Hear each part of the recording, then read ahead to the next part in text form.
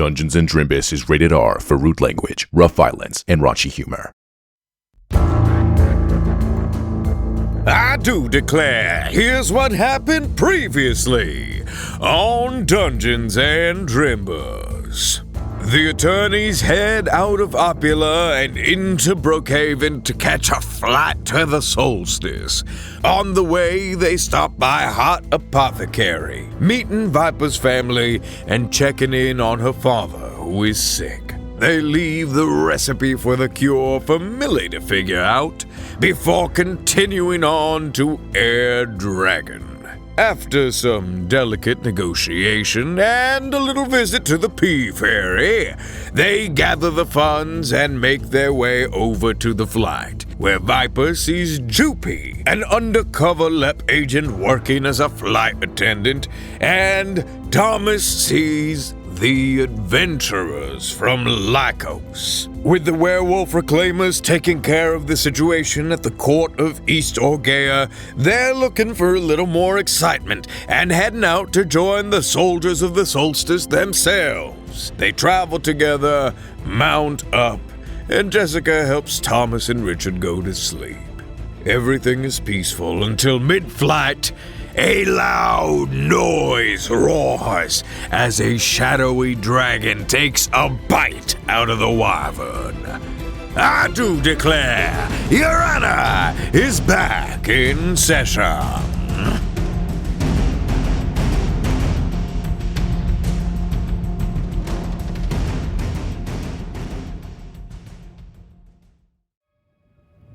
No way. Everyone roll for initiative. Shit.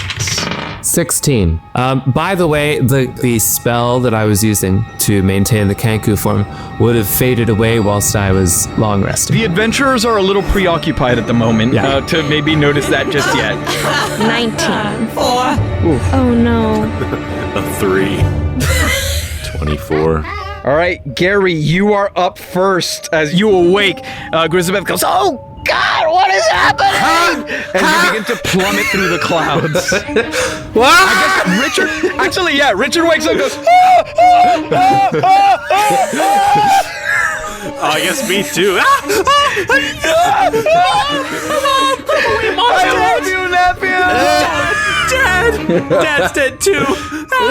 Gary, what do you do? Gary overcomes his fear, thinks of Calvin, and starts climbing to the front of the wyvern, like past the seats, till he can get to where this thing is biting it at the neck. He's going to rage and stab it in the eye with his new rapier and see what it does. Directly in front of you is this massive dragon head. You see it and you're like, this thing could swallow you in one go. And as you're falling, you are gripping onto its scales, onto those protruding like growths from its spine. You pull out the rapier and you rage. And as you do, this ring of fire bursts out around you. The wyvern you are on, the dragon that's biting it, and I'm gonna say Viper and Monique, who are in the front seats. You all take 4 damage as you see this ring of just like pure raging energy burst out from Gary. And then Gary pulls out that rapier and stabs it in the eye, because I got a 23. That hits. You take that rapier, drive it forward into the head that is directly in front of you. You feel it kind of go in easily. And as it enters, it would almost seem like it wouldn't affect this creature all that much, but then this purple energy like vibrates out from the blade, and you see these like purple cracks appear along the wound as it takes full damage. Yes. Please roll for damage. That would be 12. The dragon feels that pain of the rapier going in. It looks like a needle, and it kind of lets go of its bite for half a second and then brings the teeth back into the wound. As it did indeed seem to feel that quite a bit. Okay. Percy's actually going to do the exact same thing as you, Gary. You see he unbuckles from his seat. He goes, "All right, now we're cooking, lads." And he pulls out this silver longsword and goes like running and leaps to come down onto the head of the dragon. Damn. That is oh shit. No. The longsword comes down and the silver scratches at the top of the dragon's head, but then just kind of bounces off, and Purse goes flat onto his stomach, going over and falling onto the head of the wyvern, and he begins to fall off and kind of digs his fingers in and manages to hold himself like on by the eyebrow ridge of the wyvern as he is now dangling half into the sky. Oh no. Viper, it's your turn. So I'm gonna take out my short swords and I'm gonna try to like run up beside Gary and try to plunge them both into the eye where he just stabbed. Okay, it is getting crowded at the shoulders of this wyvern now. Please roll that. Okay, yeah, that's a 21. Okay, that hits. So I plunged the sword into his eye. This sword was not coated in poison. Okay. 9 piercing, and then 25 sneak attack damage. You plunge this blade into where the eye would be. It goes in, you change your grip and pull the short sword up and out, almost like you leave a piercing and almost like gouging its eye out. You see the flesh kind of break. Inside is nothing but black and smoke and shadow. But as you do that, you see the smoke kind of reforms and it leaves only the smallest gash there. Like it looks like you would have done you would have attacked it with a dagger more so than a short sword, as it seems to resist quite a lot of what you are doing to it. Okay. Rob Strong sees Purse running. He goes, Maria told me to find constructive ways to let out my rage. And you hear the bones crunch as his snout elongates and becomes more werewolf-like. His pupils turn into these little slits with veins running to them. His claws elongate. However, he sees it's getting crowded up at the front. He goes, oh shit. And he pulls out this big, heavy crossbow, not unlike Chrysobeth's. Loads it with this like huge heavy crossbow bolt. He's gonna take aim at the torso of the shadow dragon, and he's going to loose a bolt. That is a critical failure as the crossbow actually jams. Oh no. And he throws it off into the air and begins to run up towards the shadow dragon. Jessica, it's your turn as you have awoken in this seat falling from the sky. No! Gee, oh god. Jessica's gonna stay buckled, and from her seat, she is going to start waving her hands around together as she casts a firebolt. Marvelous. 17. The firebolt just barely misses, ever so, like just by an inch, as it actually grazes one of the large black shadowy wings, but it almost seems to absorb that energy into it and dissipates the flames. Damn, it looks like you need an 18, everybody. What is that? We're all over 8 here!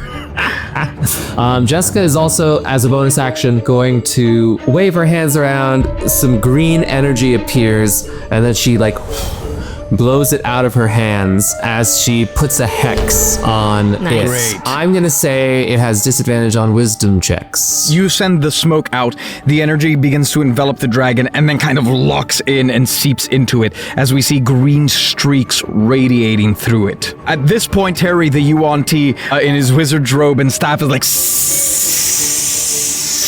He begins to wave this large staff. You see it is forked at the top and it begins to generate this like orangish energy inside of it.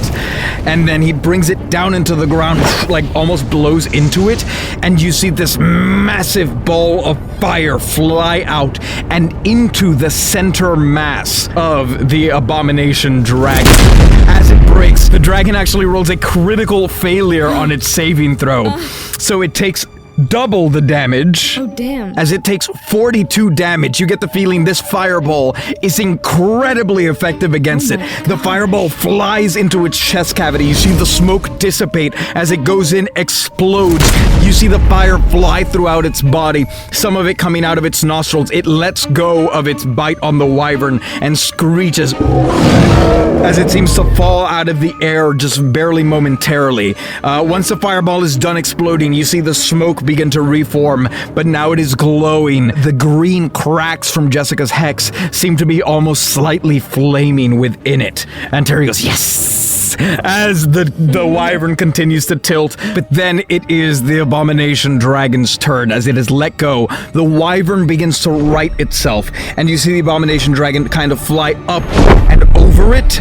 And as it flies over all of you, you see this deep, multicolored energy begin to build up in its throat. Oh, no. There are speckles of purple and green and orange as it releases this black burning smoke on everyone on the wyvern. Please, everyone roll a dexterity saving throw. However, the wyvern has rolled a critical 20, so as it moves out of the way, please roll it with advantage. I got a 16. That's a 23. Jessica is a 9. Oh no. 21. Barb got a 19. So, the abomination dragon flies over and it releases this breath. It looks like fire, but it's all black like smoke with those multicolored speckles of green, purple, and orange.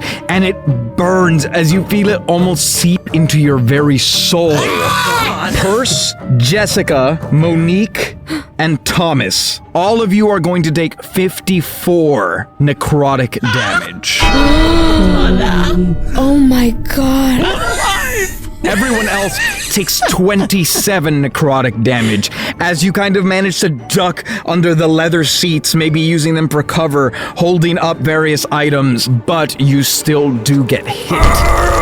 And you feel that burning as it really feels like it leeches your soul out of you. You hear Richard scream out, "Nephew, are you all right?" Barely.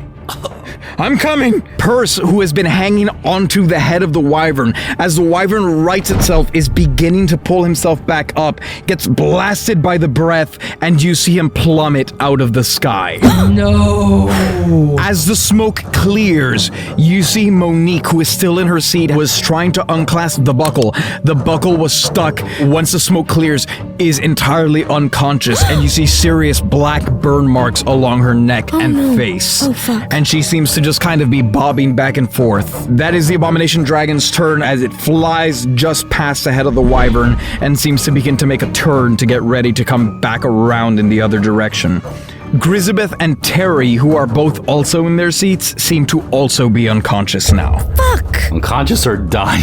What's the difference? Oh, shit. Okay, so it is not Grisabeth's turn. It is now the horse's turn. Oh my god. Tony and Popcorn, you see their manes flare up in that brilliant blue and yellow flame. Their eyes are glowing, and they are struggling to get out of their harnesses. That sounds dangerous though. Popcorn manages to loosen one of the buckles and kind of holds on to Tony and is trying to get at the buckle, but can't quite do it without any help just this round, but they are trying to free themselves. Next up is the wyvern. It is going to try to swoop up. As it does, it has this stinger at the end of its tail that lashes out towards That's cool. the abomination dragon. Yeah, and it lodges its stinger right into the center of the chest, and you can almost see this thing begin to ooze out of it. This yellow translucent liquid begins to ooze out of the stinger and into the creature. However, much like with your attack, Viper, it seems like it resists this a fair bit, as the dragon then pulls away, trying to free itself of the grasp of the wyvern's tail, and the wyvern is going to scratch at it with its hind leg. Nice. As it finishes doing a loop upside down, misses. No. Those of you who have unbuckled, who I believe is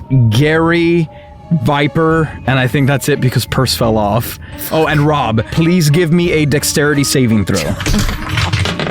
15. 19. Perfect. You all manage to stay gripped onto the dragon as it completes the loop-de-loop and turns to face the abomination and is now trying to duck and weave out of its way. Elvira sees Perse fall off of the wyvern's head, goes, "Perse! No!"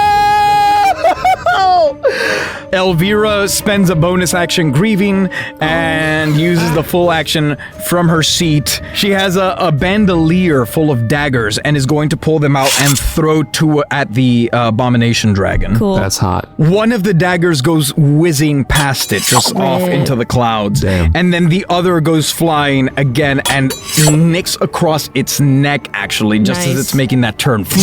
Again, you see the shadow dispel. That would almost be a fatal hit as you get the feeling that perhaps there's some sneak attack or something going on here, doing some extra damage. But the shadow reforms as it resists quite a bit of that damage. However, the dragon is already looking in worse shape as you are beginning to see tears. The ridge along its eye is like not being able to reform entirely. Now there's the gash along its neck that is not entirely reformed. Same goes for like, you can kind of now look into its center mass where that fireball exploded. She shouts, "Someone do something, please!" Barb, it is your turn. Well, that's upsetting because there's nothing I can do for this guy who just fell. So I feel really bad ignoring the cry for help, but I can't do anything unless I fly off the wyvern. I would like to go to Grizz to borrow her crossbow. Okay. Just picking the crossbow off of the body. Okay, listen. I would like to go to Grizz, make sure she's buckled in nice and tight so she doesn't go nowhere. She is. She's buckled in as you hear, "I'm dying." Oh, dying. Oh no. And you gently pry the crossbow from her hand. Okay, hold on, because now you guys make me feel like a jerk. Fine, let me. No, Amanda, you do. You follow your instincts. Tell Calvin I love him. Oh, my son's gonna be motherless. Oh my god. All right, it's fine. I'm gonna stabilize her. I have an additional action, and then I'll do that later. Okay, I'm gonna stabilize her. Okay, give me a medicine check. If this fails, Gary, I swear to God, I swear to God. Oh my God, that's a 4. You look at Grisabeth and you have no idea how to treat these extensive necrotic burn wounds. Okay, I heard someone say this once before. I could be doing it wrong, and Barb is just gonna like touch her forehead and like other parts of her body where she sees like the black, I guess, and she'll be like, Santa, Coolito the Rana, Snow by a boy, by a manjana. Okay, I hope that I'm gonna roll it with advantage. It looks like it's working. Keep doing it. 16. You have to kiss my forehead to finish the spell. What? And Bob's okay, and she does gently with, flying through the air, kisses Grisabeth's forehead. The wyvern is completing its loop. You kiss her forehead, and she seems to stabilize and honestly sleeps rather peacefully. Good for her, man. I wish that were for me. Excellent. And while she does that, it's like, I'm just gonna take that. You keep sleeping, you beautiful little baby angel. And she's gonna pull the crossbow off of Grisabeth to attack the dragon. Dope. Okay, go ahead. And I attack 3 times now with the level up. So Hell just yeah. gonna give you that. Hell yeah. 15. One of the bolts goes flying off into the sky. God damn it. Okay, 30. Whoa. That definitely hits. Nice. Okay, 27. That definitely hits. yeah. Roll for damage on both of those. 11 and 13. 24. First crossbow bolt goes flying off into the sky. Then we see like your targeting system is kind of the way your brain like interprets everything. You're making calculations in your head. You re-aim, and then like a machine, which you partially are, you rapidly reload the crossbow and fire off 2 bolts. You don't even use the trigger. You actually just pull back the string and release, almost using it like a bow for a faster action. I'm so fucking cool, guys. And Jeez. both your bolts go flying. They pierce actually at either joint where the wings on the dragon attach to the rest of its body. However, much like with a lot of the other physical attacks we've been seeing, you get the feeling that it kind of shrugs it off relatively easily. It does take a significant amount of damage. It grunts. But those 2 piercing holes at the wings close back up with shadow pretty fast. Richard reaches across to Thomas, kind of steadies him, like retightens one of the straps, and he says, "It's all right, nephew." And you see he is eyeing the abomination dragon intensely. He's almost reading it, and he says, "It's weak to magical attacks." And then focuses, he reaches into his coat and like holds something, and you see this like energy flow through him up to his throat, and he looks at the dragon and he says, "Dive!" And you see immediately the abomination dragon dives and is now beneath the wyvern, giving everyone a clear vantage on it. Everyone will have advantage on it until the dragon's next turn. Nice. Thomas, it's your turn. All right, I'm about to win the game. Radium consumption. Radiant consumption? Radiant, not radium. Yes, radiant. This is a bonus action. Thomas, with Radiant Consumption, you can unleash your divine fury. You reach deep into your well. As you have taken this damage, you have kind of tuned out of what's been happening on the Wyvern, and you have gone into the realm, and you have sought Bahamut out. Oh my god. How do you invite him in? Come on in, buddy. No, I'm like, take over. It's yours. We need help. Permission to enter. He says, Do you consent? I consent. Please have me. I knew Thomas was into some kinky shit. we are in the realm. And Thomas, each time you have seen Bahamut, the chains seem to have grown looser and weaker. And finally, he seems to kind of stretch out. And as he does, you see the chains begin to burst. Whoa.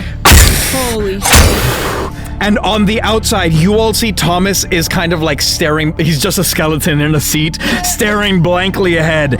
And suddenly there is this bright silver blue light emanating from him. And as it does, you see his skeleton begin to transform. They elongate. You see wings begin to sprout from his back. You see his neck lengthen. And then you see this silvery metallic flesh transform over him as he becomes Bahamut. Oh, that's metal as hell. Thomas, you are now Bahamut in the flesh. What do you do?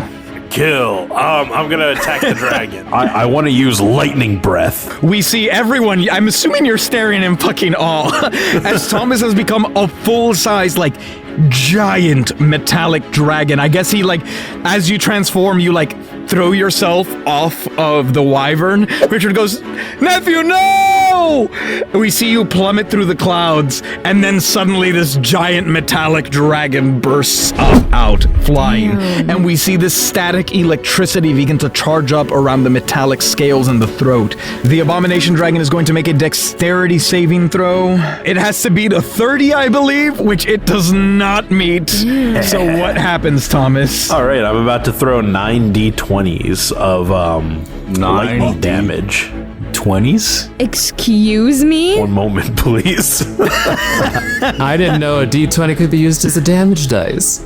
That's fucked up, man. 132 lightning damage. Oh! Thomas, describe how you kill this thing. Oh my god! Nice, bro! What? I'm gonna. Holy Bahamut shit! is going to shoot up into the sky out of view. Do what's the airplane version of like a backflip? You know what I mean? It's gonna. Like, He goes up. He does a barrel roll. Yeah. And you all hear. At last. Oh my He's god! gonna get behind this wyvern and he's gonna shoot out just complete lightning and maybe thunder's gonna roll too. So we have seen this like large white wyvern battling with this relatively large black dragon. However, after Thomas throws himself out, Richard sees him rise. He goes, "What the fuck?" And kind of like falls to his knees in his seat, almost like praying. Oh my god. And we see this dragon come up behind the abomination dragon. Bahamut is easily 3 times its size. The dragon like looks back and goes, as it begins to try and fly up and away, and the lightning discharges in this bright, blinding light. It's like you got fucking flashbanged. You can't see anything. And when it clears, there is nothing but just like wisps of black smoke floating as Bahamut flaps before the wyvern. Are we out of initiative? You're out of initiative. If this is to save the guy, I also had a plan. Elvira begs, please, get him. The wyvern's gonna begin diving down. I guess I don't know what Bahamut's doing. Yeah. Just, I don't know, taking laps, stretching his legs. You're not gonna go get him? Bahamut can just grab this. You can just go grab him, bro. Let Bahamut's gonna go get him. Your flying speed is 100 feet per turn, so I'm gonna say we see Bahamut absolutely just demolish this shadowy dragon, then rises up kind of looks at you, I guess like winks almost, and then dives down. We zoom down into Perce's perspective, and we see him just falling out of the sky. Half of his rainbow beard has been blasted away. And he is unconscious, falling with like his hands trailing above him as the torso sinks. He begins to fall. You are now in the solstice, the very beginnings of the solstice. And we see Bahamut racing down, and then probably about 5 seconds before he hits the ground, Bahamut grabs him in his claws. And as you begin to fly up, this takes another like pair of seconds. You've probably been Bahamut for a total of 45 seconds at this point. And he says, Thomas, I have not seen this realm in so long. Thank you. Call on me when you need me. I will. You'll be back. And he drops Perce atop the wyvern. The wyvern kind of freaks out at the size of this dragon. It's not sure if it's about to be attacked again. And then suddenly you feel strength begin to leave your body, Thomas, as you begin to transform back down. Everyone, you see the silver scales begin to recede. The bones begin to shrink down and turn back into like a human form as Thomas kind of like very briefly falls out of the sky, and Richard goes to grab him. He goes, ah! Nephew, are you alright? What happened? Oh. That was insane, Thomas. I mean, wow. Oh, but really quick, can I go up to Monique and gently give her one of the vials of healing I have? Yeah. So Monique is stabilized. Now, Terry is going to roll a death saving throw, as is Perce, who did die, but, I have 2 more vials. Can I hand a vial to whoever's close to me and be like, get Perce, and then give one to Terry? Yeah. Okay, so with that, you hand one to Elvira. Elvira runs over to Perce, puts the vial to his lips. He downs it.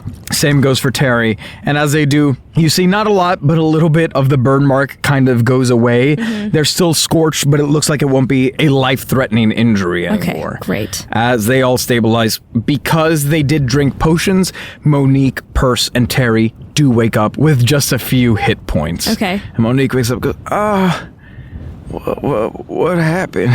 It's all right. Just stay in your seat. I'll get you some water. Are we still in the sky? Yeah, we definitely are. Put me to sleep. Wait, what? And then Richard looks over and he goes,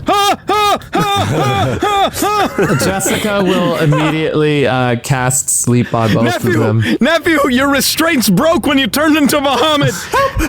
Do I have to pray to you? I don't know.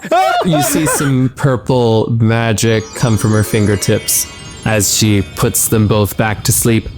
Easy now, rest well, sleep now deeply.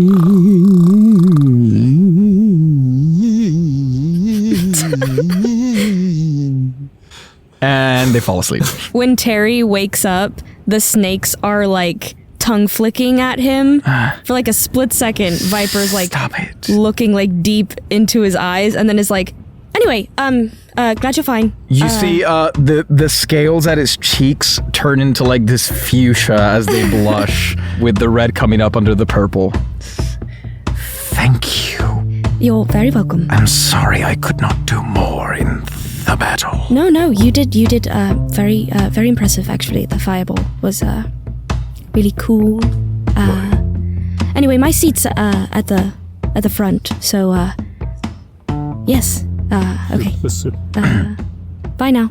She'll like get up and quickly walk to the front, and like her snakes are still looking at him as she walks away. Yeah, and so everyone kind of stabilizes and chills out as the wyvern also like is not looking great, but it continues to flap. Elvira looks to all of you and goes, "What the hell was that?" I've never seen anything like that before. I mean, I knew he said that he believed in Bahama or whatever, but I didn't know he was. I think they were also talking about the dragon itself that attacked us. Both of those. Yes, Thomas, Paul I do just... have lots of questions. Why do you keep calling Paul Thomas? I'm asleep.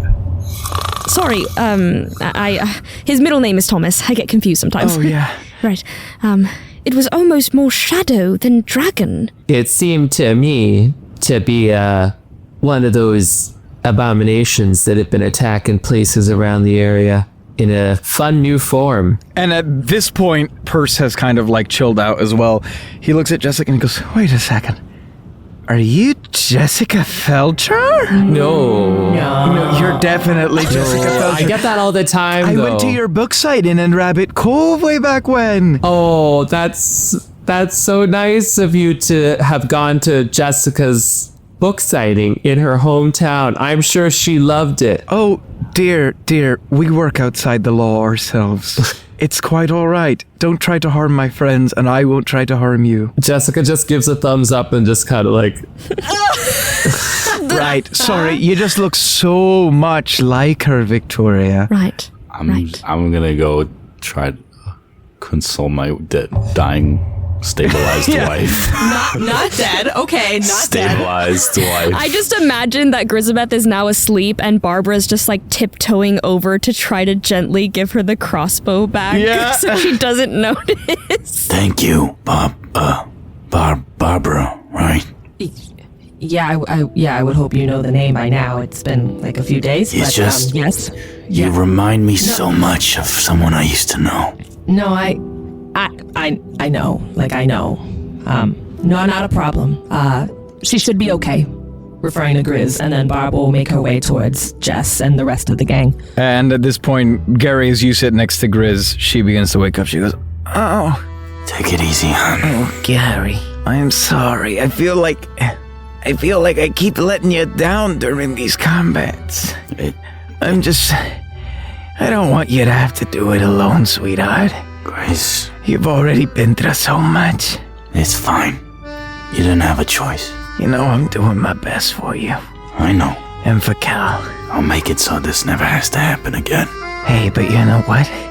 I never feel more alive than when I almost die and wake up to your ugly face. And she gives you a kiss. Well, I just died and went to Goblin Heaven. That hurt. Oh, Gary, reach in my purse and get that special cream I have, the aloe cream, please. I reached into the purse looking for this aloe The cream. green one. Okay, thank you. And she begins to like rub it on some of the burn when she goes, oh yeah, that's good. I know they're kind of like under the wyvern, but can I peek and check on the horses? Yeah, you see that Tony and Popcorn both managed to free themselves. They're floating above its wing. You get the feeling that they can't quite fly, but they can float. Oh my god. So they're floating atop its wing, like looking around, kind of like they were ready to do something cool and then didn't get the chance to. Oh, all right. Yeah, Terry looks over and goes, what the fuck? It's all right. It's okay. They're with us. Oh, you guys are okay. And Gary wants to give them a hug. Now that you've welcomed them on, they actually get onto the wyvern. And I hugged him. And they nuzzle up against you. Yeah. Aw. We're halfway there. This is the halftime ad with Daddy G. Welcome back to the Halftime Zone, listeners. I'm Daddy G. It's a beautiful day out. Half the snow has melted, and the sky is that perfect mix of half blue, half white. You know, we got an interesting bit of listener mail the other day, and, I'm gonna let you guys have a listen. This comes from Rune the Halfwit. Hey, Daddy G. I was having a kind of half-baked argument with a buddy while we were both fully baked, if you catch my drift. We started arguing about whether the glass was half empty or half full. See, I said it was half empty, but then he realized it's just all the way full. It's half water and half air, right? But then we realized that it's not just full, it's spilling over. Like, 'cause the air goes everywhere outside of the glass. The glass isn't just full, it's filling everything else. So there's, like, no empty space, right? So, like, how do we make new stuff? Or how do we even move around if the air is so full around us? Anyways, thanks, love the show, but, like, answer fast, please, because I'm getting really creeped out thinking about how much air is around me and on my skin and stuff. Okay, bye! Thanks, Rune. There's some food for thought there. Look, I'll raise you this. What if we're not outside the glass at all? What if you and I and everything around us, including the glass and water, what if we are the water in the glass? Our composition changes, but we, as in the universe at large, remain whole, which then raises the question, what is outside of the glass? Is that dumb? Sorry. Scruffles and I have been having some late nights. See, the Scrufflets don't sleep through the night yet, and, we get all philosophical, but... you know what helps me through some tough late nights? Being able to share these half-baked thoughts with the wonderful people on the Dungeons & Drimbus patron Discord. What a lovely community of like-minded folks sharing thoughts on episodes, theories, games, memes, and yes, the occasional angst-filled late-night thought.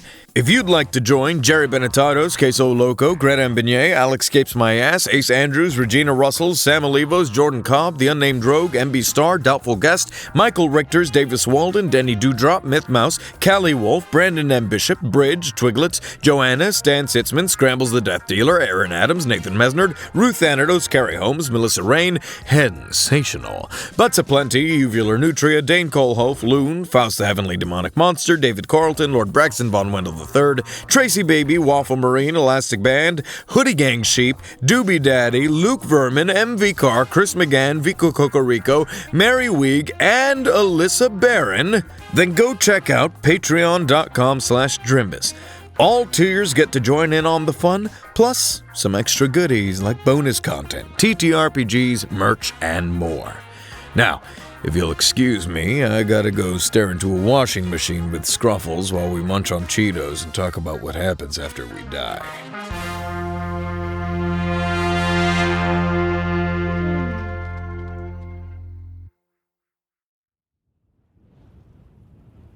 But with that, the creature is dispelled. You have seen just the absolute wildest shit. For the rest of the ride, the adventurers are in the back, whispering about fucking everything. You, catch glimpses of their conversation. They're talking about the floating horses. They're talking about the fucking god dragon. They're talking about Jessica Feltcher being on here, trying to make it so that you don't hear. They seem exhausted and frightened and shocked, but also, thrilled. They live for this shit. You get the feeling that these are the kind of people that don't live unless they are close to dying. Right. Messy bitches who live for drama. We love to see it. A few hours later, you finally touch down in the sands of the solstice. The wyvern looks exhausted. Normally they come in, they land, they wait for you to disembark. It just collapses into the sand. You see it is covered with burn marks, and it just leaves a limp wing out for you to crawl down and begins to breathe, almost like it falls asleep immediately, just that restorative deep breaths. As Viper steps off, she's gonna gently give him a little pet on the side. Thank you for the ride.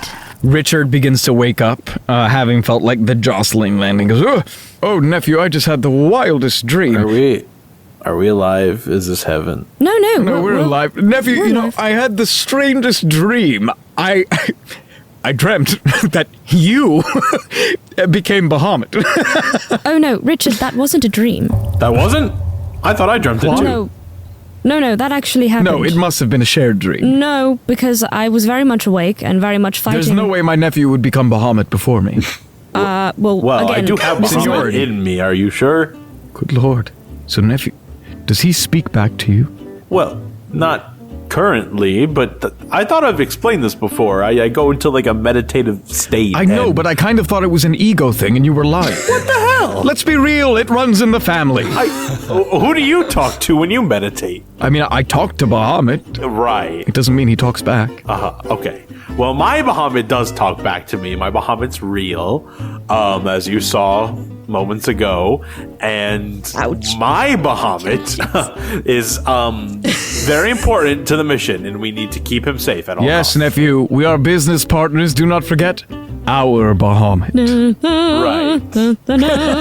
Our Bahamut's going to make sure we never have to sit through combat again, so you're welcome, team. Very well. Which way to the Sandstone Palace? I do not see it anywhere around here, he says as he walks off the wyvern. As we landed, Jessica cast another disguised self to retake on the form of the Kanku. Cool. Purse kind of winks at you as he gets off the wyvern. The Cancun blushes. My goodness. I'm gonna help my wife off the wyvern. Oh my goodness. Thank you, Careful, Gary. careful. As you disboard, Purse actually comes up to you, Jessica, and says, well, you all said you're heading toward the Sandstone Palace, right? Und ja. I suppose we could walk together? Sure. Und yes. Very well, assistants. This is what we call a collab. Take notes. You all remove the horses, but there are 5 horses and 8, count the adventurers, let me see. 6 horses, 12 of you. I definitely don't mind walking to allow someone who had, like, been unconscious during the fight to have a horse instead. Terry says, I'm from the solstice. I prefer slithering through the sand. We can walk together. Oh, all right. I don't think anybody has to walk, just 2 people a horse, right? All right. Load up. And with that, everyone is loaded on the horses, and you begin to make the trek.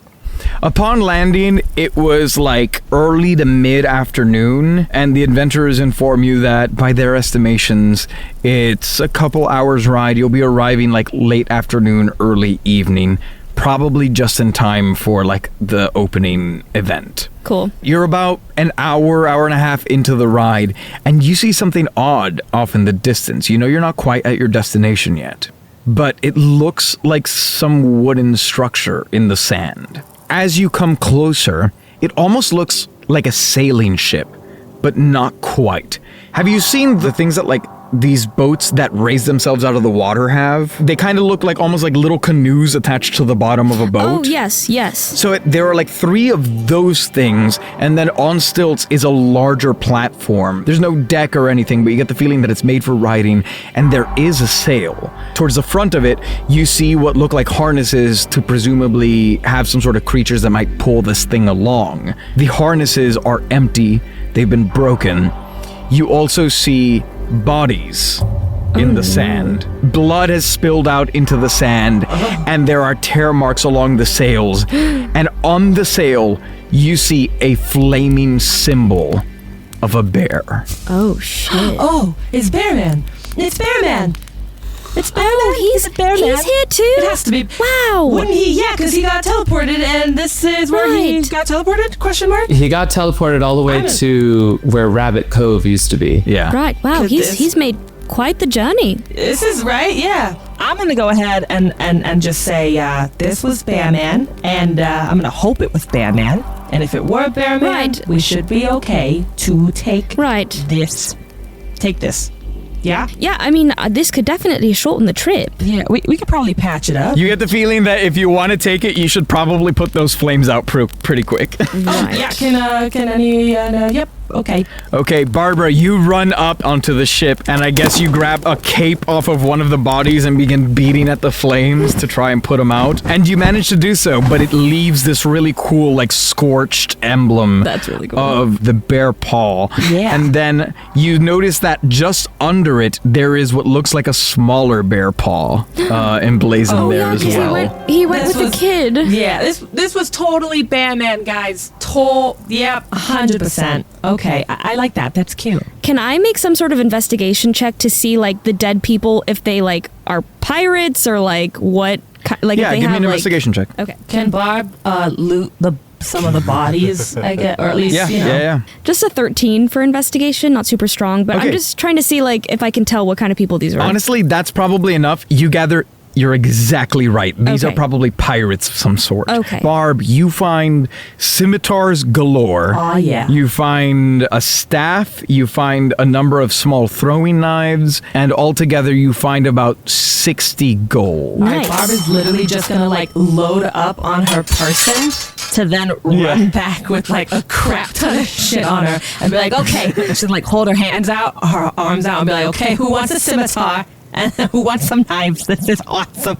I don't know about the staff, though. I'm kind of wary about the staff. I'm not going to lie, given, y'all's history. But I got this. Well, so. I lost my silver sword when I fell, so I wouldn't mind a scimitar. Okay, here's a scimitar for you. Viper, you want throwing knives? Here, here, I'm going to give you 2 of that those. sounds Take 2 of those. Ah, thank you. I know. I definitely want to keep a scimitar, so I'm going to keep a little simmy on me and I keep a knife or 2 on me as well. You said that's a magic staff? Well, I really don't know, actually. I'm just, Roll an Arcana check. Okay. Jessica rolls an Arcana check that is a 27. You get the feeling it's not magical in nature. It's not particularly magical in nature. It doesn't have any charges or anything, I would say. Just more of like a channeling situation. Or if you want to whack people with it. Well, if we can't get the ship to work and I'm going to keep walking, I wouldn't mind a walking stick. Do you want to roll an investigation to see if you could get the ship working? Yeah. We'd also have to get all the dead bodies out, but hey. I moved them a little bit. Yeah, It's that's okay. a 19. You get the feeling that you could get it working relatively easily. It would not be in top condition because traveling through sand dunes is not necessarily a huge strength for these horses. Right. You get the feeling these are traditionally pulled by something else that is adapted to this environment. Okay. Can I make an intelligence check to see if it would be faster or if we should just stick to what we've been doing? Yeah, make an intelligence check. 16. You get the feeling you would be moving with the damaged sail and with horses at about the same speed, just less exertion. Okay, so we could get it working, but with the broken sail, it'd be no faster than if we just keep on as we've been going. Then I say keep moving. All right, keep moving. Sounds good to me. Very good. And you head on. Finally, after another hour or two, as you crest a sand dune, you see what you must assume is the Sandstone Palace. It is a sprawling palatial compound with high, towering walls encasing its many structures within. Inside the walls are paved sandstone roads and a surprising amount of greenery surrounding small pools of the most vibrant, crystalline blue water you've ever seen. The central structure within the walls is a very, very, very high, stepped, flat-top pyramid. The sides bear elaborate carvings with four corners of the pyramid ending in massive sandstone orc busts. At the very top of the steps is a platform, akin to what you would expect a king or queen to address the public from. Behind that is an entrance into the pyramid. Standing guard at the break in the palace walls to enter the compound are a legion of what look like soldiers. They are clad in gold armor, helmets bearing thick cords of braided red fabric that resemble hair falling down toward their shoulders, and wielding spears. The soldiers themselves seem to be an eclectic mix of all sorts of creatures, man, mer, and monster alike. Sprawled all along the outside walls are countless tents. So this is all outside the actual sandstone palace itself, like not even within the walls. It seems like a massive war camp as you see all manner of groups of people camped out. Some have rather large collectives, and others range down to even single individuals with nothing but a bedroll. Jessica, Thomas, Gary, you even spot a tent that seems to be full of a nubi, like the ones you remember from Serenity. All these people seem to be waiting for something just outside the palace walls, as some lounge, others spar, and many share a drink and chat beneath the shade of their canopies. All right, everybody, I guess this is it. This must be the army. I mean, Right. we didn't think about a tent. Oh, I got that covered. Don't worry about that. Oh, okay, But, great. I think from here on out, we should change our names. Sorry, not to butt in.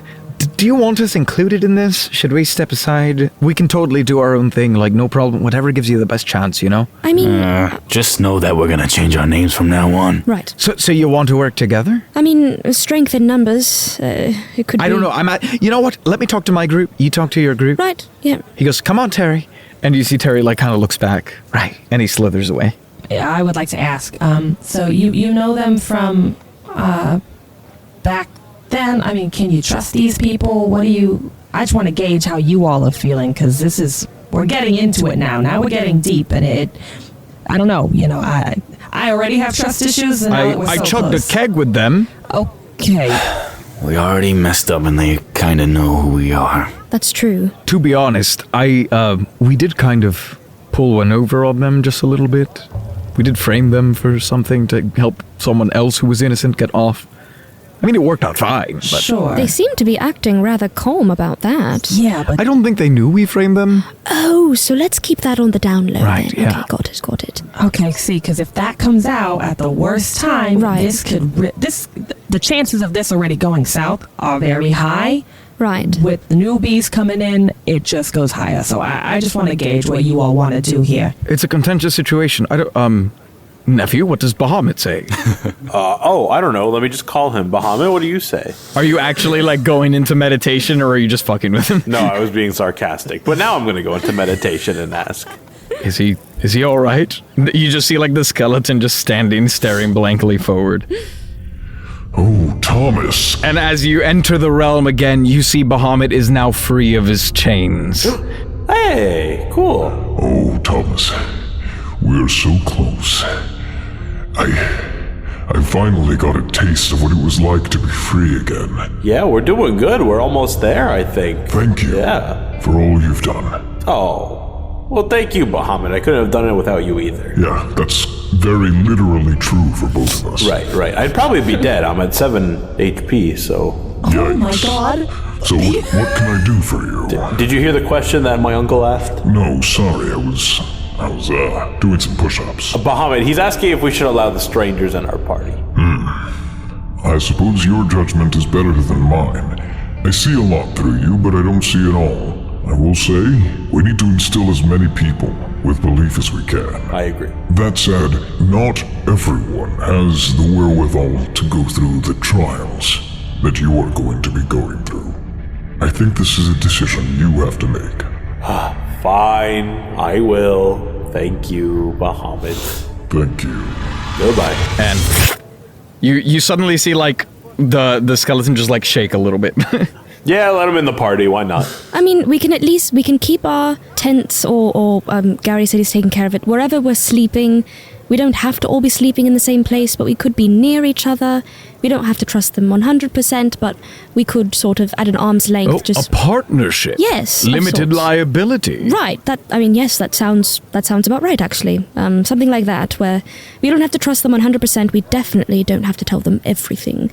But if it's helpful to have more numbers, then we could see how it goes, just having them close to us in the sleeping quarters. That seems good. We don't get weighed down by them, but we can convene and use the best strengths of everyone when we need it. Right. We're not necessarily on the same team, but we're not enemies either. Right, that seems fine by me. The less people we have to, kind of keep our secrets from, the better for me, honestly. Of course, yes, I understand.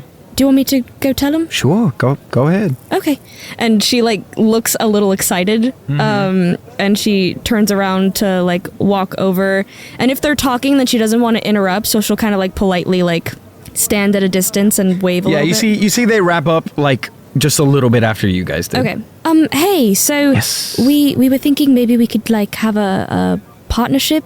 The teams, a partnership between the teams, just to see if we could be allies in this. We were thinking much the same. Oh, we perfect. are already accustomed to working together. Yes. So it might be a lot to try to understand a new dynamic. Right. Just at this time, but perhaps someone to work together with. Yes. For the benefit of working tactical benefits. Tactics, yes. Yes. Togetherness and tactics, yes. Where will you be sleeping? We need to find a tent. Right, I think that right where we're standing, we're going to try to set up camp there. Very good. There may be, I don't know if they sell tents here or what, but... I do not know. So, anyway, we'll be over there. Partners. Great. And she'll turn around, and again, the snakes keep looking at him as she walks away. Well, what'd they say? Oh, they said they were thinking exactly the same thing.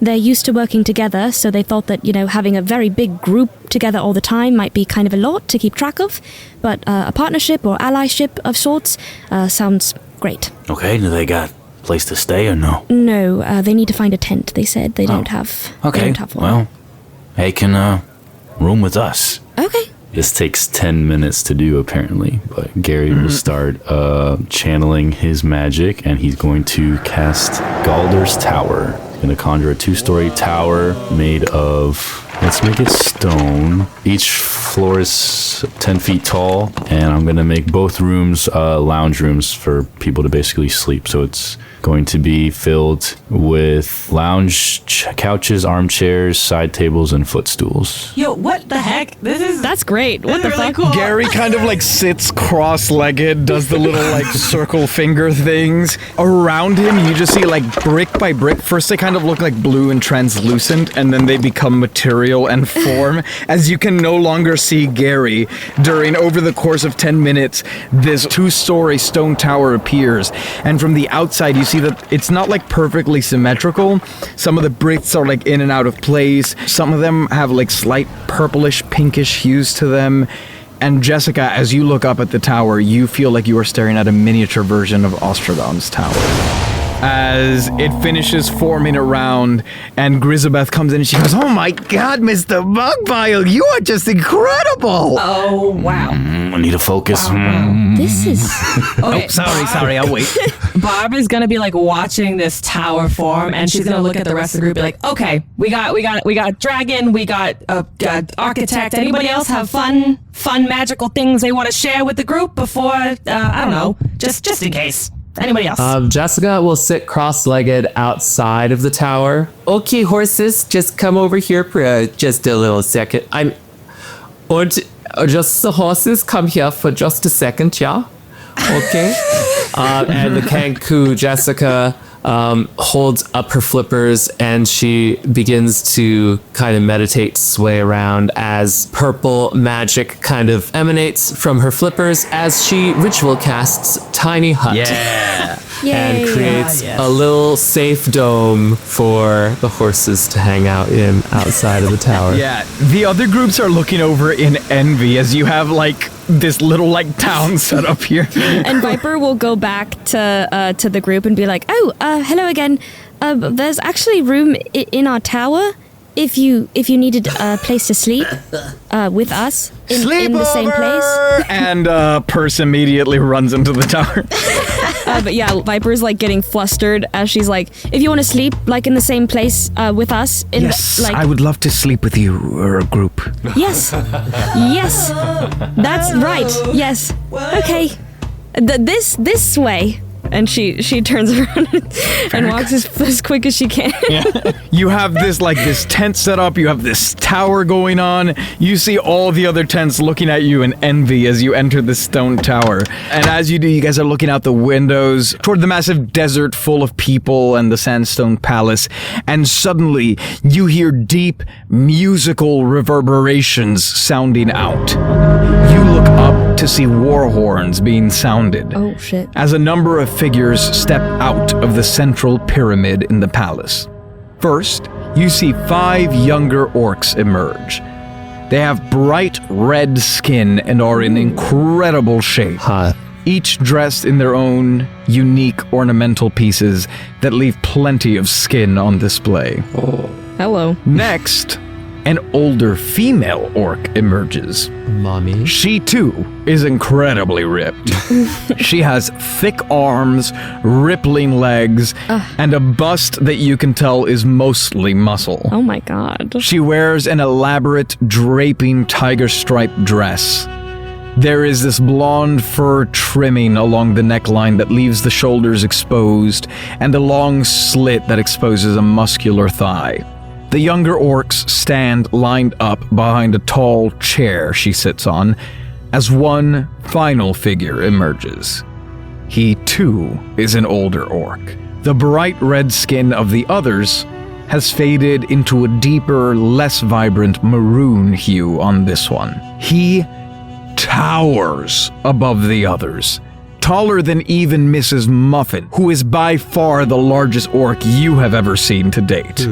His skin bears faded pink scars, his eyes are shielded by round black goggles, and he wears a wrapping that could cover his face, although it is presently lowered, and wraps around his neck before draping down his back like a cape. Cool. It is made of an iridescent scaled leather, like that of a dragon. His torso is exposed and packed tightly with dense old man muscle.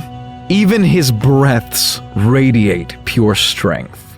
The man steps forward, kissing the older orc's hand before facing out toward all of you. He begins to speak, and the carvings down the corners of the pyramid seem to pick up his voice and carry it out toward you, such that you hear him loud and clear. Welcome, everyone. It is the great honor of the Sandstone Palace to see so many ready and able individuals looking to fight for us, and fight for a better future for themselves and their loved ones. If you are here, you are already ahead of most. The soldiers of the solstice are the fiercest force this continent has ever seen, and every year we grow stronger. This is your opportunity to be a part of something bigger than yourself. As you know, this opportunity does not come without risk. Once you have entered, you will see these trials to their completion. There are a total of 3 stages, and only the most cunning, skilled, and ready of you will receive the honor of becoming a soldier of the solstice. In a moment, we will be opening registration. You may sign up as a squadron or as an individual. Whatever allows you to work most effectively. Make no mistake, the trials will be brutal. You will each earn 100 gold per stage. Should you falter, said gold will be forwarded to your next of kin as compensation. Fuck. Those of you who make it to the end will officially be crowned soldiers of the solstice.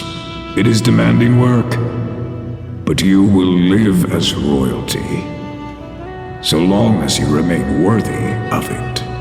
Good luck.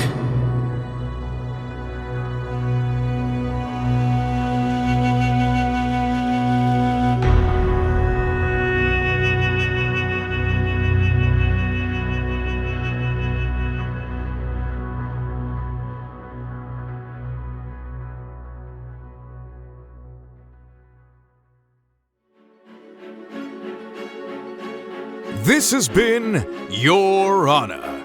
Your Honor features the vocal talents of Nicholas Benetatos as Gary Mogbile, Amanda Fernandez-Acosta as Barbara, Nicholas Palazzo as Thomas Phelps, Michael Pisani as Jessica Feltcher, and Hannah Schooner as Viper. The rest of the world is voiced by your DM, Giancarlo Herrera, with editing by Hannah Schooner and Giancarlo Herrera, and sound design by Giancarlo Herrera. If you'd like to support the show, consider checking out the links in the show notes, or go to patreon.com/Drimbus, where you can get access to hours of bonus content, exclusive merch, the chance to play with the crew, or submit items to the show, or have NPCs named after you.